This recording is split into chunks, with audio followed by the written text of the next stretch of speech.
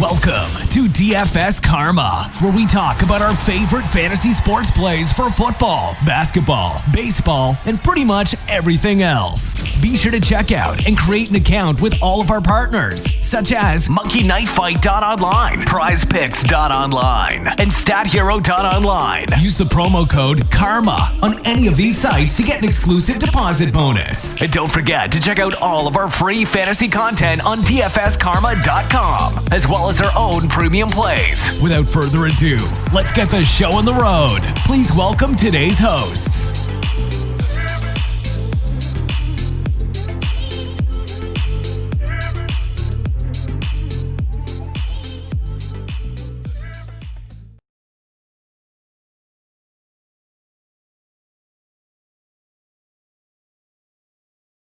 What is up, Karma Nation? Welcome into another edition of The Perfect Pivot, our tournament podcast. If you do not know what it's all about, we will identify what is currently the chalk, what we believe will be the chalk on Sunday, and then we will offer our favorite pivots off of it specifically for tournaments. If you're looking for more of a cash game podcast, go listen to the Cash Process. We also have cash and tournament opinions on game theory, which is also out.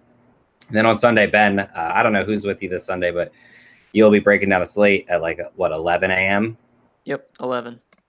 So, I would check them out on YouTube there. We have a ton of content already on the site. I know both of my articles are out. Sam's article is out. Sriracha's game theory is out. I believe at least one of yours is out, right? Yeah, the game-by-game article is out. Cash game article comes out Friday night. Around 8 to 9, and then the final thoughts will be out Saturday night because I wait until all the injury news and stuff is out for that. That's a good segue to all the ridiculous injuries this week. It's just crazy. We'll kind of touch on some, assuming that we're playing games that deal with any of them. If you need to know what's happening and stuff, you can always get in our Discord, which you can pick up our package for $14.99 a week. There are also monthly options. Just go to dfskarma.com/shop. It's tough not to love it. Ben, I believe you're optimal, which for cash games is 2-0 on FanDuel, 1-1 on DraftKings. Anthony won over $100,000 last week. It's been a really good year so far for Karma, more or less since sports came back altogether. But a hot start for football. And now, after getting through all of that, let's just actually get into this. I believe at quarterback, there are more or less three options that are the chalky ones. And unfortunately for us, it's three of the four most expensive. So Russell Wilson, Dak Prescott, and Kyler Murray, you're pretty much choosing between those three. I feel honestly at this point, Dak is more or less dropped out of the running. You're kind of choosing between Russell Wilson and Kyler Murray. Seems like Murray is going to get most of the ownership, but it's not like an absolute guarantee that Wilson won't be pretty high on two. So if you're pivoting off any of those three, and since we don't have any other chalky options, just give us try to keep it close and give us your favorite pivot, and then just give us more or less your favorite tournament option too. Yeah, so you know where I'm gonna go with this, right? It's obvious. I know. Third week in a row. It's Josh Allen season, I think. So this Rams team, I didn't realize this until I started researching for my game-by-game article, but this Rams offense has run the ball a ton this season, and I guess it's because they haven't really been forced into a position where they needed to pass the ball a lot. Obviously, they won against Dallas on opening that Sunday night game, and they beat Philly last week. So they have never been forced into really sending it in terms of offense. And last season, Jared Goff led the league in pass attempts. Obviously, that's not a recipe for success, so it would make sense that they want to lean more on the run game this year. This Bills defense, we've seen this in years past, and we talk about this all the time, but it's hard to replicate elite defensive production from year to year. This Bills defense has not been as good as it has been the last few years this season. The Jets scored a couple times against him. Jamison Crowder had that 80-yard touchdown against the Bills in Week 1. The Dolphins were in that game until late in the fourth quarter last week. So I think the Rams are going to be able to put up points here. And the Bills are playing so fast on offense that I think this definitely has shootout potential. And I don't think the game is going to be high owned. But I can't believe how good of a thrower Josh Allen has been this season. Obviously, two really good matchups to start, so this is going to be his toughest test yet. But I think with his upside with his legs and how good their offense has looked, I'm definitely going to have in my three max entries a bill stack with Josh Allen. I really like the call. Before I go to who I'm going with, I want to quick ask you something because I've been going back and forth. This is for Bet Karma, actually, but I've been going back and forth. Josh Allen's passing prop this week, I believe, is set at roughly 255 yards. Are you taking the over or the under? Because I'm really leaning towards the over. Just, I mean, you can see what he's done so far this year, and he's thrown the ball a ton. But if you date back to last year, excluding this year, like solely last year, I think he's only hit the over like 2 or 3 times. And I mean, I always get kind of worried about Josh Allen. Not that I don't think he's like an elite fantasy player, but are we 100% sure that his arm has absolutely improved as much as it has? Would you take the over 255? I'm assuming if you think this shoots out. Yeah, I would take the over on that. So you're correct. He never topped 300 until week 1 of this year, and then he topped 400 last week, which is hilarious. It's But crazy. yeah, I mean, the Rams defense has actually been pretty good at limiting opposing quarterbacks. Carson Wentz threw for, I think, around 240 against them last week. So that would have gone under 255. But I think that the Bills' offense is better than the Eagles' offense at this point in time. And I think that there's going to be more points scored in this game. That game actually had a decent amount of points because I think it was like 35-20 or something around that. But yeah, I would probably take the over, I think. That's what I was leaning. I assumed you would take the over on it, but Yeah. I'm gonna go with Cam Newton. I really like the way he's playing in New England's offense, specifically more or less that he's their running back. Obviously, he's not going to score 2 rushing touchdowns literally every single game, but he showed against Seattle that he can absolutely still throw the ball, throwing for almost 400. He scored 26 against Miami in a game where he more or less barely had to play because they got out a little bit early. He had the 2 rushing touchdowns and got stopped at the 1, which Sony Michel stole a touchdown from him, or else that would have been an even bigger game. And not that I don't necessarily think that they just blow out the Raiders, who are just dealing with some injuries now. Henry Ruggs has been ruled out. I believe Waller and Jacobs are listed as questionable, but I would expect both of them to play. Maybe they won't. I'm not, honestly. It wouldn't be that shocking. But I do think that Cam Newton's in a really good spot against a defense that played Monday night. Now they travel across the entire United States to New England. It just makes sense, and you're getting just realistically an elite rushing quarterback where, yeah, there's a lot of guys that can run, but Newton is I'm not going to say that he's getting to Lamar Jackson, but with the touchdown upside, he's probably my second favorite quarterback in terms of running, maybe Kyler Murray. Yeah, I mean, I love Cam. I think, like I said in my 3 max, like I think I'm gonna have a Patriot stack as well, which I wrote about in my article. So I like that call a lot. At running back, we can pair these guys together. I mean, that's actually makes more sense. The chalky options seem to be if you're spending up above 7,000, Ezekiel Elliott and Jonathan Taylor. I know you don't think Zeke's going to be overly high owned, but it just seems like he's going to get some ownership. Plus, the way they've been using him in the offense, just how much usage he's been getting, it makes sense to play him with someone like McCaffrey on IR. He's kind of like the next top guy. But if you're pivoting off of Zeke and Jonathan Taylor, where are you looking? Yeah, I think I would drop down just a little bit on DraftKings. I cannot believe that I like this play, but I like James Conner a little bit at 6,700. I can't believe I'm saying that, but I don't know. I think I guess he actually was banged up in that Monday night game because he looked a lot better last week. Really efficient, 16 for 106. Was the opposite of what he did in that first game on Monday night when he looked like he could barely move. And he did rip off a big run late in that game as well. So I think that he looked much better last week. Kind of took commanding lead back in terms of their share of the running back carries, and we know that Mike Tomlin likes to use one running back. So I think it will be Connor again this week. They're pretty decent sized home favorites against a bad defense that the Ravens had no trouble running on. Clyde Edwards-Helaire had no trouble running on in his first NFL game. So I think the spot sets up really well for Connor. And I think, 6,700 is the perfect price point because literally no one's going to play him. They're going to go down to Sanders or they'll go up to one of the guys that you just mentioned. So I can't believe it, but I actually do like James Conner a bit at his price. Yeah, I don't mind it. Really, I have no issues whatsoever if you want to play him. For mine, I will go 100 above James Conner, and I will go with Austin Eckler. Herbert was inserted into the lineup after just a ridiculous debacle with the Chargers doctor. I don't know what to say besides like that's the Chargers, and it's one of the most ridiculous things that you've ever read.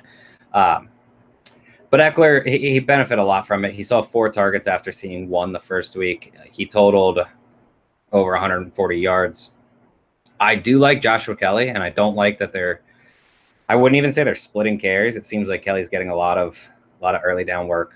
He's also taking like nearly all of the red zone work, which sucks for the upside of Eckler. But we've seen Carolina. We knew coming into the season that their run defense was going to be non-existent, and I mean Jacobs, and we even saw Leonard Fournette break off a massive run for a touchdown last week. It's just terrible. So I'll use this slot to go with either Austin Eckler, or if you want to spend down, Joshua Kelly's only 5,000. I like both of them in this spot, and I think that there's enough yards to go around for either one of them. This is where Ben and I differ once again. He thinks that Kenyon Drake is going to be one of the chalkiest running backs. I question it. I'm not completely sold that he's going to be nearly as chalky as what Ben's thinking.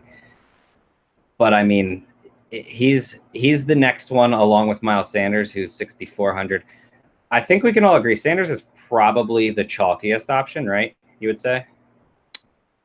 Yeah, it's just a stupid price with him. Like if you don't play Miles Sanders in cash, at least, like I think that's just a bad move personally, given his price tag.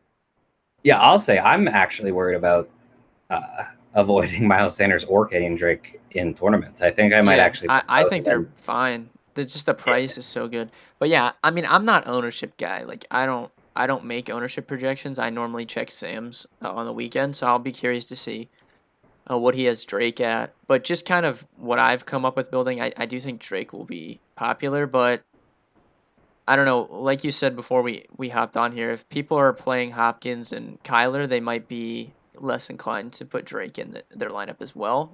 If we're assuming that people, like casual fans that aren't really grinding DFS, like probably won't want 3 guys from the same team, right?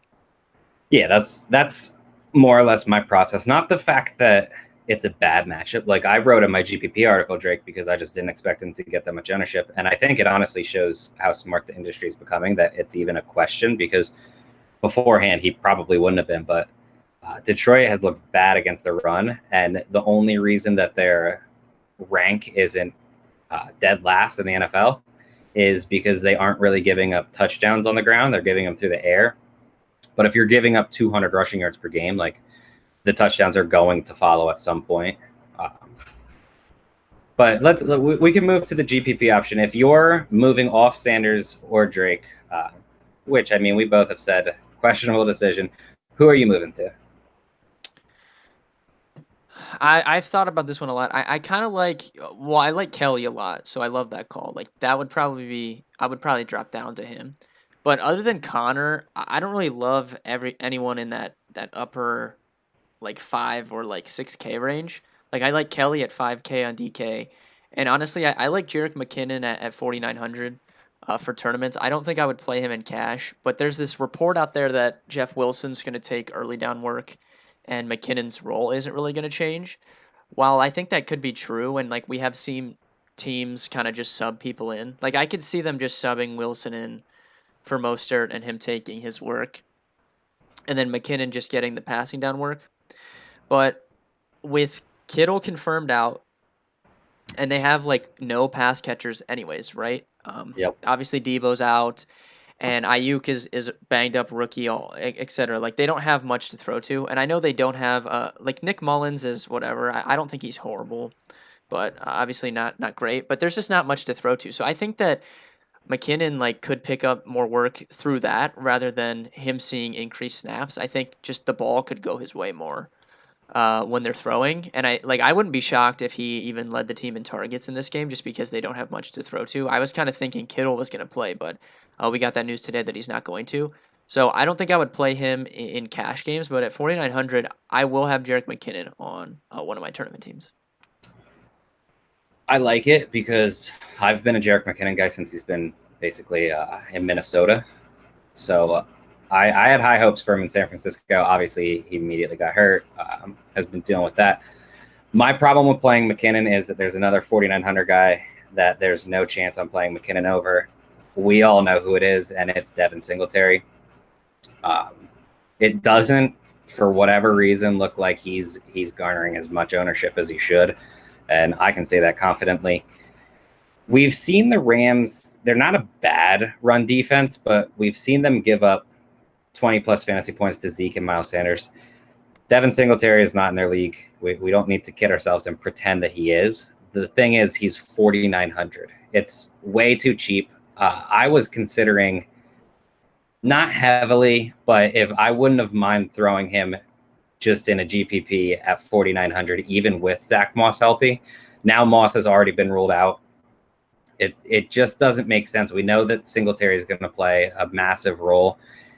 Realistically, I think he's good enough that he should have been playing it anyway, but it is what it is. And I'm not worried about TJ Yeldon. He was inactive. He's been inactive. Now Zach Moss is out. Yeldon's going to step in. It's not like he's going to take a ton of work away from Singletary. And I'm one of what seems like few people that legitimately believe Devin Singletary is a very good running back. He's super efficient and he can catch the ball. If you add in red zone work, I mean, you're just not going to find that type of a player for under 5K, and that's more or less what he's going to have to be this week. Yeah, I'm going to put Singletary in my bill stack with Allen and probably Stephon Diggs. So I do think he's a good play. I'm glad you're finally joining. I can't believe it. I can't believe it. We'll go with the cash wide receivers now. I think it's actually going to be kind of difficult. If Julio misses, it looks like it's probably going to end up being Calvin Ridley. If not, DeAndre Hopkins. Realistically, there is a situation with Devin Singletary getting ownership where DeAndre Hopkins and Calvin Ridley can be chalky. So we'll just cross both of them out. If you're pivoting off of two of the three most expensive wide receivers, who are you looking at? Yeah, why not some Chris Godwin? I think people are going to be off him because he didn't play last week. 6,700 is in between Hopkins and Ridley and the Seattle guys at their prices. But Chris Godwin, I know Evans was hampered by that hamstring in week 1, but Godwin was the guy, right? Like he was the guy Brady was looking for. We know Brady likes his slot receivers. Godwin was the primary slot receiver in week 1 when he was on the field. And this Denver defense, I know they're on the road, but this Denver defense is not the one that we're scared of targeting. Obviously, they're without Von Miller. They're going to be missing Draymond Jones, who's one of their better defensive linemen. AJ Bouye is still out in the secondary. So I think that the Bucs are going to put up some points in this game. And Chris Godwin at 6,700 seems a little bit too cheap with me. I don't think I want to stack him, though, but I think it's the perfect person that you can build a chalky lineup with like a Dallas stack or Seattle stack or whatever, and then you can just put Chris Godwin in for leverage as like a one-off. Yeah, I actually was considering Mike Evans and Chris Godwin here just because I'm not afraid of Denver's defense right now. So I like that call. My big concern is that obviously Mike Evans saw 4 targets the first week, and then Bruce Arians came out and said that he clearly doesn't want Mike Evans to ever get less than 10. And then they destroyed Carolina, but Evans still saw his 10. And so it just kind of worries me with Godwin if he's going to see slightly fewer targets, but I'm not honestly that concerned about it. I really like the call. I'm going to move up slightly, though, and go with Adam Thielen. he's been an air yards monster. He has over 50% of Minnesota's air yards this year. We saw him against Green Bay when he was catching the ball. He had 6 for 110 and 2 touchdowns.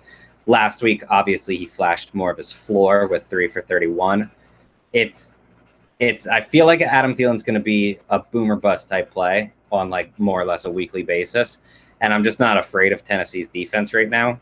At 6,900, it just seems like he has the type of upside that he can lead the slate in scoring for wide receivers.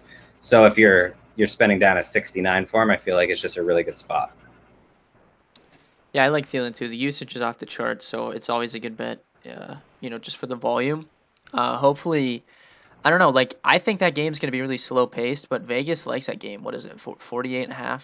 Yeah, dude. When I first saw it, I was thinking that is I don't see any way that it hits 48.5, but I mean, whatever. That's what the line is, so kind of have to take it for what it is. More chalky wide receivers. I didn't really want to outline one here, so I just said Dallas, Seattle. We're going with any Dallas, Seattle. Exclude Michael Gallup. He will not be chalky, but it doesn't honestly matter that much because Cooper, Metcalf, Lockett are 65 or 6,400. They're all basically the exact same price. And then CD Lamb's 54, so that's where you're going to get your savings in this game. But we're going to discuss anyone around their prices that isn't playing in the Dallas-Seattle game. Yeah, give me some DJ Moore at 6,100. Usage has been off the charts, dude. 13 and 9 targets in the first 2 games. Him and Robbie Anderson have been just dominating the targets from Teddy Bridgewater, and I think that McCaffrey being out, people will look at Mike Davis. They're going to look at Curtis Samuel, maybe to pick up some carries, but I think it actually helps DJ Moore the most just because we know he has that strong connection with Bridgewater already, and he has a couple end zone targets as well. They haven't hooked up for the touchdown yet, but I think, I think the usage is there, and I think that I don't know if they'll be trailing. Like, I don't know what to make of a rookie quarterback, even though this defense is so bad. But either way, I think like the Panthers are going to be. It'll either be a close game or they'll be losing and they'll need to catch up. So I really like DJ Moore at his price tag. Yeah, I love that call. Moore's a really, really good tournament option. I think, especially like I don't think people understand like how much usage McCaffrey really takes up. Like, that he's the workhorse, but it's crazy how many touches he gets. So Moore's opportunities, especially in the red zone where they just don't use him that much, should skyrocket. I wrote up AJ Green in my article, so I will skip out on that. You can go read up why I like him at dfskarma.com. But I will go with 2 at 6,200 and Julian Edelman and Allen Robinson. Edelman is no longer the short dink and dunk guy. He's really seen a ton of air yards. Adam Thielen and him are the only two that have seen over 50% of their team's air yards this season. And he's coming off an 8-179 game. He has yet to find the end zone, and he dropped 30 fantasy points in his last game. So it's always a bit of a risk if New England blows out Vegas like we think that they might. The problem is, New England blew out Miami the first week, and Edelman still scored 13. So that's not what you want, but it is a decent floor there for you to fall back on. On the other side, Allen Robinson he'd honestly probably be pushing for like best wide receiver in the NFL if he had a quarterback that could get the ball anywhere near him. So I don't love Trube. I do think you can use him against just a horrid Atlanta pass defense. But Allen Robinson's going to be the guy that he connects with. Mainly, he just is getting the majority of the targets. 9 in each of his first 2 games. If they have to continue to throw the ball, he should continue to see him. And we obviously know that the talent is there. The big issue is just, can Trubisky get him the ball? Yeah, I like both of those calls. I do want to talk about one more thing real quick, and it's T.Y. Hilton. So did you see this narrative going around with T.Y. Hilton? Yeah, with his grandma. Yeah. I mean, 5,600, dude. Oh, he's looked so bad. Like, if you've watched the Colts games, he has looked so bad. But, man, at home against the Jets at 56, I don't know. I might throw him on a team. I don't know. I don't think you can play him and Taylor, though, right? It would have to be on a team where you don't play Taylor, which sucks. And then McLaurin also, like, I'm not trying to name everybody, but McLaurin, I think, is interesting. Especially if Denzel Ward is out, he's questionable.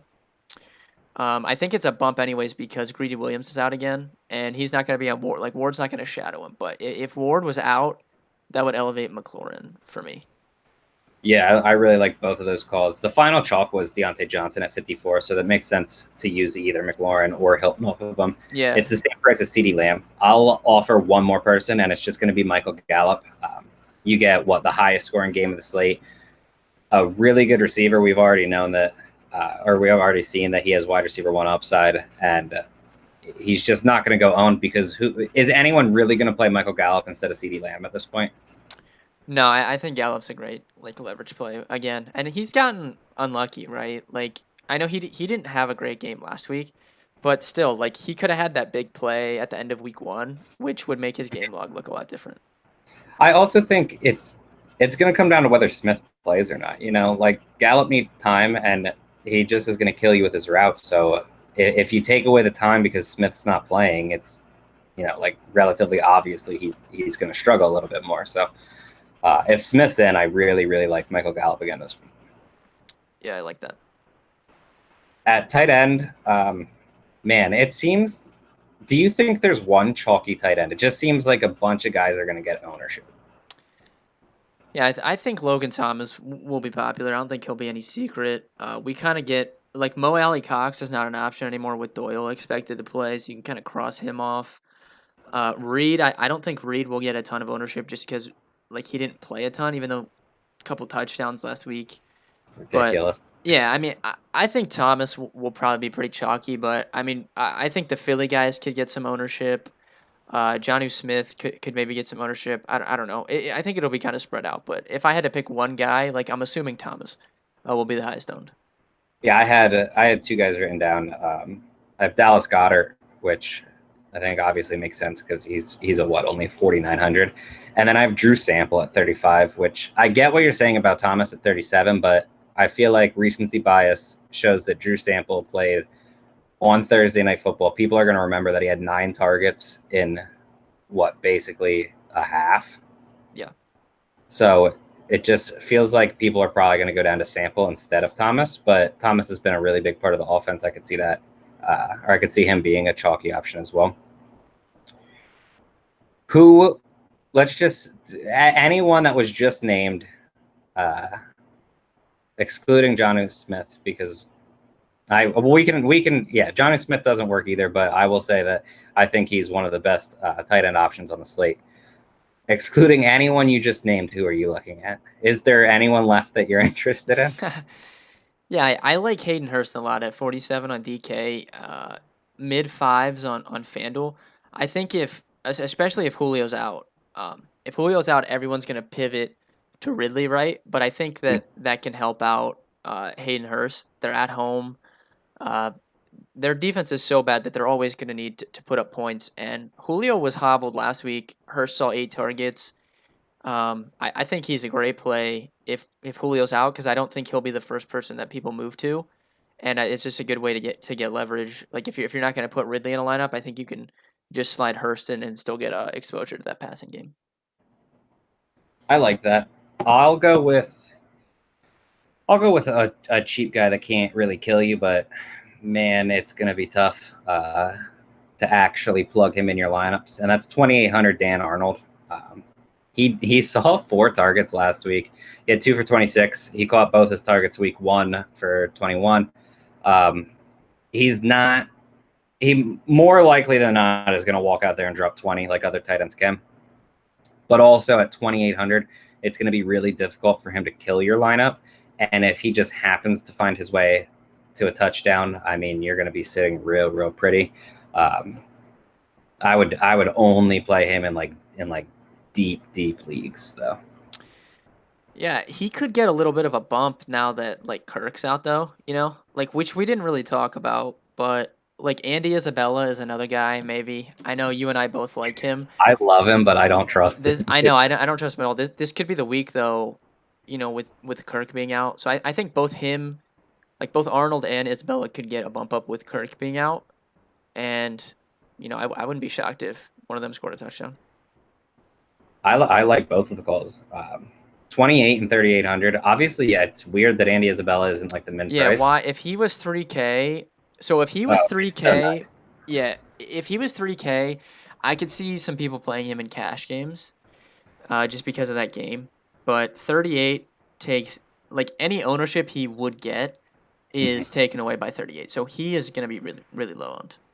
Yeah, I completely agree with it. But like, the upside's clearly there. He caught 2 for 67, and he's known for his elite speed. So like, he can take it to the house from anywhere on the field. It's